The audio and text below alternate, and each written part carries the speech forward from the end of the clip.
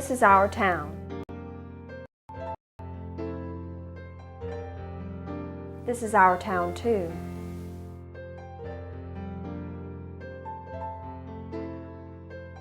These are our children. These are our children too.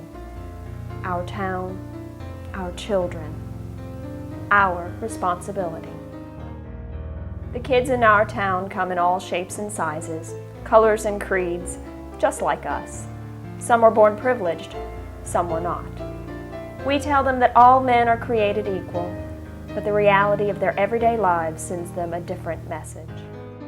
Some kids, through no fault of their own, have a lot more to overcome than others. Every child deserves the opportunity to be the best that he or she can be. You believe it, I believe it. Fortunately, members of the Junior Charity League believe it too, and they've been dedicated to that mission for more than 75 years. In 1930, the Junior Charity League developed a hands-on program aimed at bolstering self-confidence in underprivileged children through image enhancement. This grassroots effort has been providing children identified as most deserving in the school system with stylish clothing ever since.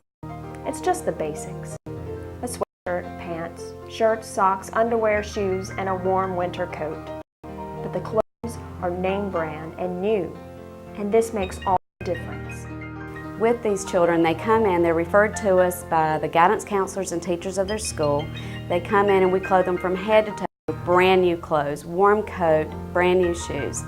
They are so excited about their clothes. They ask us if we could please cut their tags off so they can wear at least one new outfit back to school.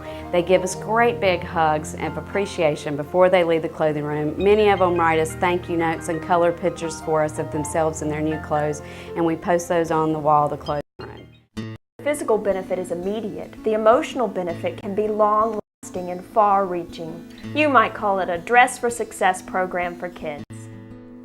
I felt like not only are we providing new clothing for these children, but we are also giving them hope. Shannon Dolan, who's one of our volunteers, is also the guidance counselor at Coltrane Webb Elementary School, and she ended up bringing one of her students into the clothing room as a reward trip because her student wrote an essay on what would be the most wonderful trip in the world, and she said coming to our clothing room so that she could get some new clothes for school. The League's goal has been to provide this clothing assistance to 15% of the most impoverished children in Cabarrus County. The good news is that from inception until 2004, the League has been able to meet that lofty goal through hard work, determination, and successful fundraisers. The bad news is that the staggering growth of children in this socioeconomic class is outpacing the ability to provide for them in the League's traditional way. The numbers tell the story. From 1997 through 2002, the demand, although increasing annually, remained manageable. In 2003, the League provided assistance to 975 children. One short year later, however, the number of children in the gold percentile soared to more than 1,400. It is clear that demand is exceeding the ability to provide despite the League's tireless efforts. The challenge is nothing new to this committed group of women. When founder Miriam Coltrane Schramm realized in 1930 that Depression-era children in Cabarrus County were going without hot meals, she organized a group of like-minded, concerned, and responsible women. They rolled up their sleeves and proceeded to cook and serve hot meals to those in need. The Junior Charity League was born. Miriam was born in Concord and was always interested in everything that went on in the city. And she was very, very active in community affairs and in her church. And back during the Depression, it's very hard to realize now, but people didn't have things to eat. They would even come to the door and ask you to give them a slice of bread. And this worried Miriam, that the children in school, so many had to go to school without breakfast or without lunch. So she got a group of her friends together and they made huge pots of soup and took soup and crackers and milk to the schools and fed the children.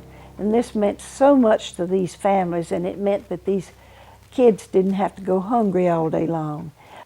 Although the focus of the League has changed slightly from feeding the children to clothing them, the mission to provide assistance to underprivileged future citizens has not wavered in more than 7 decades. The League's purpose has remained constant: to assist children whose families cannot support their basic needs, and to provide services that will prevent hindrances that might keep children and families from becoming successful in their community.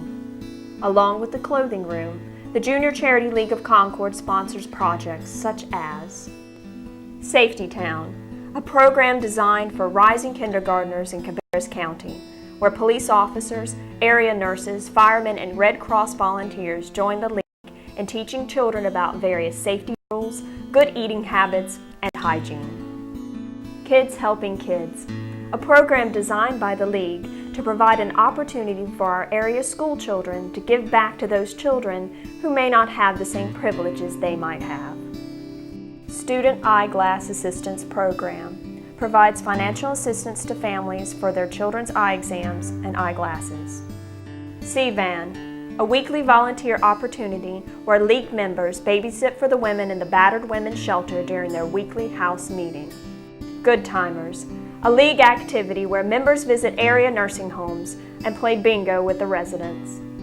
Over 75 years of service, the Junior Charity League of Concord's legacy has become one of caring by assisting so many people, especially the children, who so desperately need someone to care about them. The League's sole purpose has remained constant: to assist children whose families cannot support their basic needs.